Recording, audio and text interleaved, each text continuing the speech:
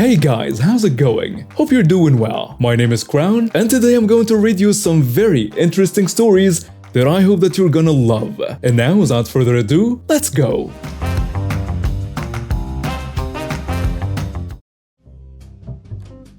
Hello, everyone.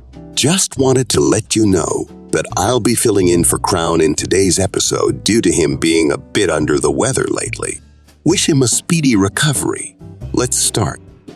So back in earlier COVID times, I landed a job at a family-owned Italian restaurant. I was a cashier, but also did the same duties as a server. This job was okay. The pay was $9 an hour and the foot traffic was practically non-existent. Majority of my shifts were spent on my phone sitting at a table with the two cooks, waiting for someone to walk in or for an order to pop up on the iPad. Well, in early September, my uncle passed away after being stuck in a rehab facility for a year or so. Suffered a stroke and his health fluctuated. Luckily, two of my tias and a tio were able to see him before he really took a turn for the worse. I got a call from one of the tias that saw him, and she told me that he had passed away. I tried to collect myself because it had been a couple of years since I had last seen him, and he promised me back when I graduated that he and I would go to a restaurant in town to celebrate. I asked my tia to update me as to when the services would be, so I could let my job know. This happened after my last grandparent died. My mom got diagnosed with cancer, and she lost half of her hearing overnight randomly.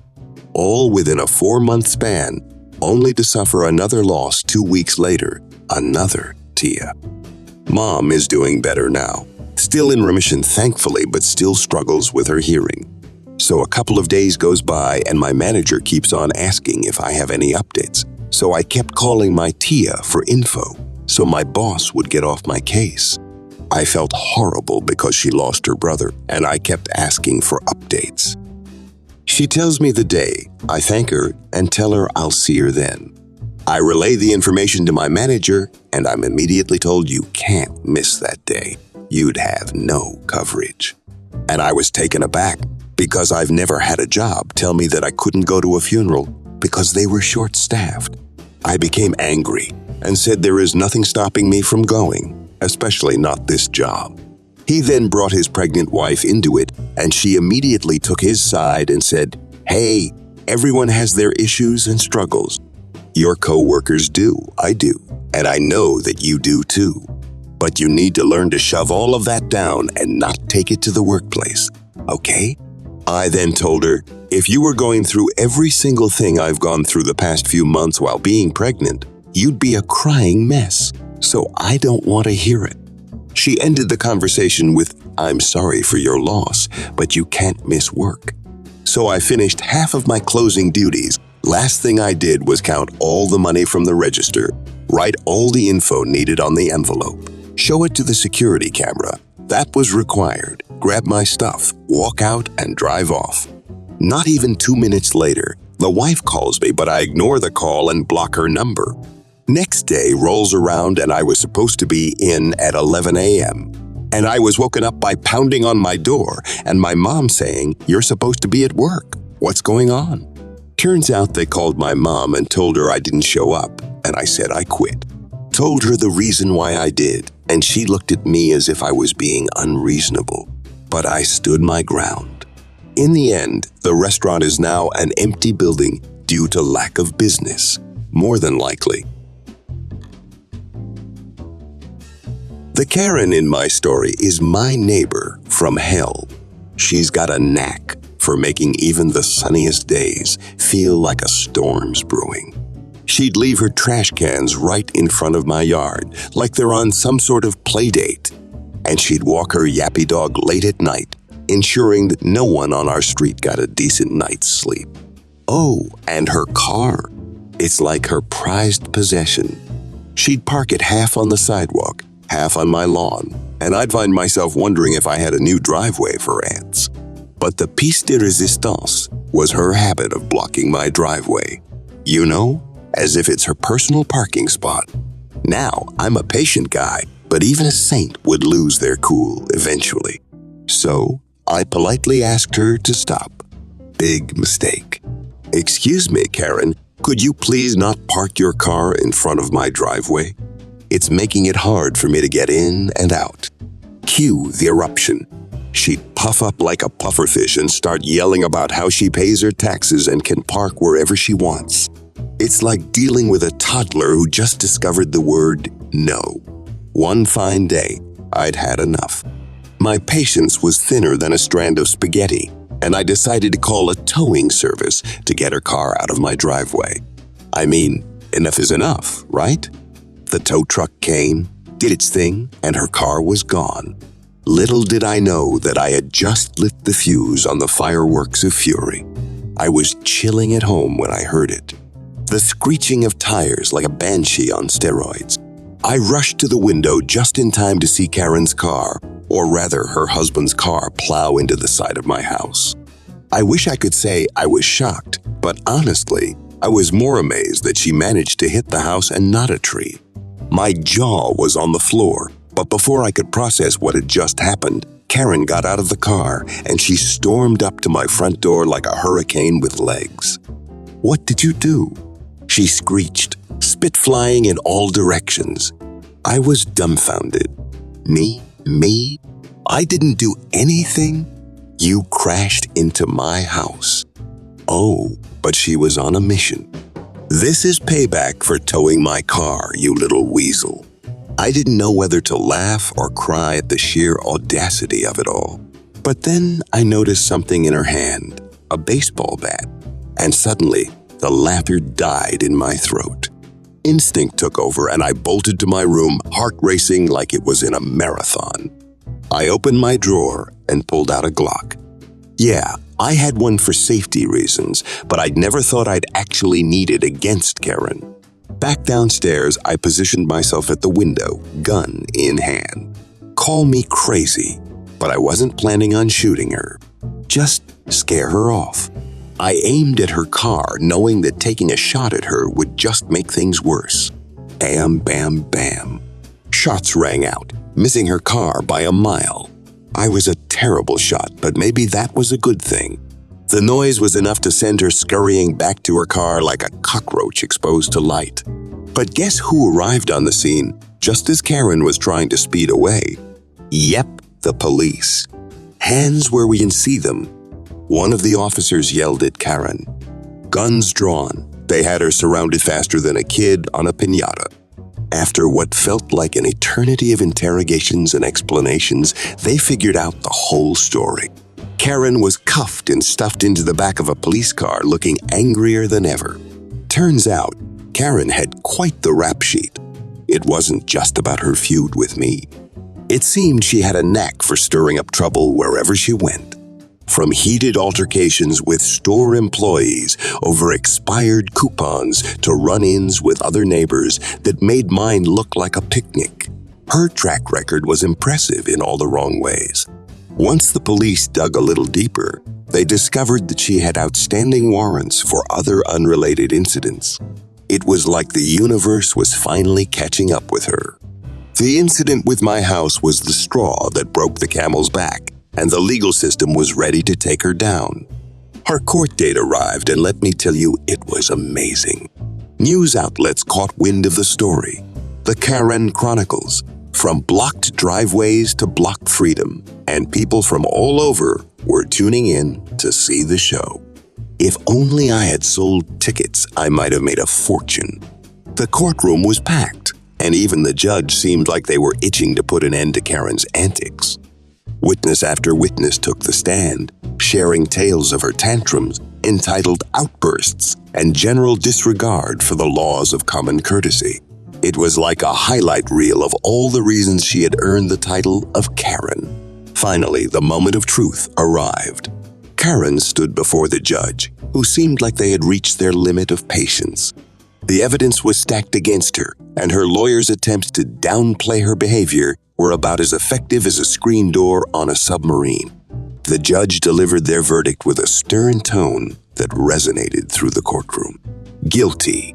Karen was found guilty on multiple charges, including reckless driving, property damage, and making threats. The sentence was a couple of years in prison, combination of fines, anger management classes, which I can only imagine she needed desperately, and probation. Nowadays, Karen's not so much the talk of the town. She's definitely toned down her antics, probably because the consequences of her actions finally caught up with her. Our neighborhood is more peaceful than ever, and I've even had the chance to bond with other neighbors over our shared experiences of dealing with her. It's like we formed a support group for survivors of Karen encounters. So, there you have it. Karen's reign of entitlement and chaos came to an end, and the world is a little bit saner because of it. It's a reminder that sometimes patience and standing up for what's right can lead to a satisfying resolution. And while the drama might have subsided, the memories of that wild ride will remain a story I'll be telling for years to come. The punishment was issued because our 8-year-old son faked being sick the day of his dad's wedding, so he wouldn't be there. X got married last weekend. My ex was furious when he found out, and the truth came out because he went home to check on our son in the afternoon and found our son perfectly fine after saying that morning that his stomach hurt really bad and he felt like he was going to be sick, and actually pretended to have puked at some point that morning. So X and his wife were upset, but decided if he wasn't feeling good, he should stay home. The babysitter also told X our son seemed fine once everyone was gone, and he'd been normal. Our son admitted it to his dad when asked directly, and X grounded him for a month and told him he would not be having any kind of fun when he missed something as important as his wedding, and the day their family became bigger. When the exchange day took place, X sent me this long, in-depth email about what our son had done, the punishment he had set, and that he expected me to continue the punishment at my house so our son could be grounded for 4 consecutive weeks instead of spreading it over 2 months. I spoke to our son when we were home, and he admitted to me that he was really upset about his dad getting married and the fact things at his house were now permanent, and that he didn't love that his stepmom was now his stepmom and her daughters were now his stepsisters. I told him I would make him an appointment with his therapist. She got him in quickly and they had a good talk. I also decided not to continue the grounding at my house. I notified my ex. He was pissed. His wife was pissed. They told me mine and X's son had disrespected both of them and had disrespected his new sisters by avoiding the celebration of them all becoming one family. I told them that Callum, son, was struggling with all the changes and he's had trouble adjusting to us no longer being together, and both of us having new partners who have other kids. That I had gotten him therapy for that very reason, and that X chose not to bring our son when he has him, as is his right. But I also have the right to take a different approach to this. X said that our son never told him these things and I should be backing him up. I pointed out our son did tell him. It was 2 years ago, but he did tell him and he gave him attitude for it. X said it was no excuse and I should help punish him. I told him I want our son to tell me things, so I will always try to find ways to help him without punishing him. X and his wife say I'm a jerk and I should continue the punishment. She said I would not allow my son to dictate my life or that I would not like him skipping something like that of mine. I told her I delayed furthering my relationship until my son is more comfortable, and I did so because he wasn't behaving the best around them. And we talked, and I realized he'd need help and time. So, am I the jerk? So I mentioned in my earlier post that I had a few stories about Todd, my next-door neighbor who asked for a copy of my grandma's will because he was certain she left him something. That was my first encounter with Todd. This is the last known encounter with Todd, but it was my neighbor's encounter, not mine. Todd had lived in his house for about 10 years before I moved next door. His house was in foreclosure when I arrived, and a year later, he was gone. To say the entire street was relieved is an understatement. There may have been a parade. An investor bought the house for a ridiculous amount and flipped it. The new owner didn't do much to the house after he moved in. He was a great neighbor, and when he passed away, we all missed him. The next owners, current owners, moved in and started really renovating the place. When the house was initially flipped, everything they did was simply cosmetic. These houses were built in the 50s, so a lot of things were seriously outdated. Plumbing had to be redone. Electrical had to be redone. Kitchen wasn't remodeled correctly and had to be gutted.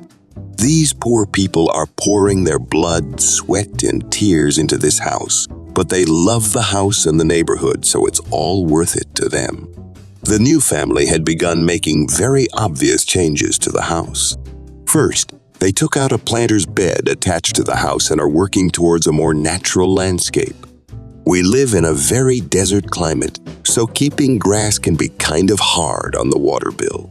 The next thing they did was start taking down a humongous palm tree that was literally planted in the middle of their 3-car driveway. Todd initially had a 1-car driveway. He planted the tree and then paved around it to make the driveway bigger.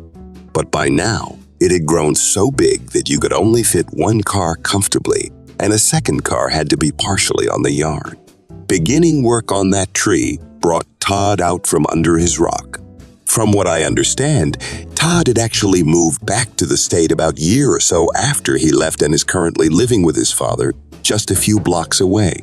One day, he knocked on their door and demanded to know why they were taking down his tree. The wife, let's go with Amanda, was flabbergasted.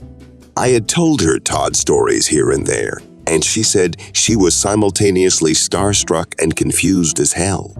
He repeated his demand of knowing why they were cutting down his tree. He said they could not cut that tree down. It's his. He planted it when he first moved in, and he did not give them permission to cut it down. He then asked about the basketball hoop, which was also installed in the driveway.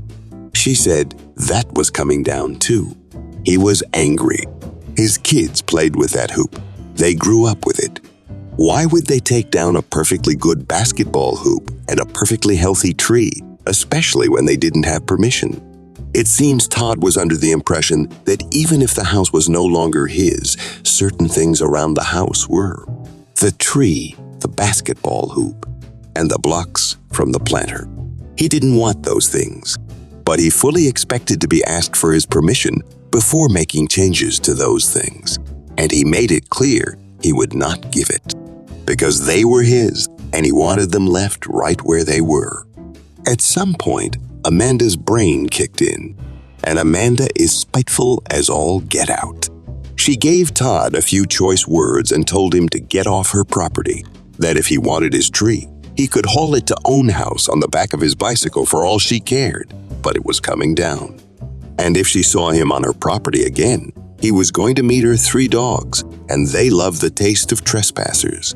When the tree came down, and before they got the wood hauled off, they set the pile at the corner of the street with a great big sign that said Todd's Tree. Amanda says she has not seen him since, and I have yet to see him, so I think all is peaceful in the neighborhood again. And now we have reached the end of today's stories. Thank you for watching and see you next time.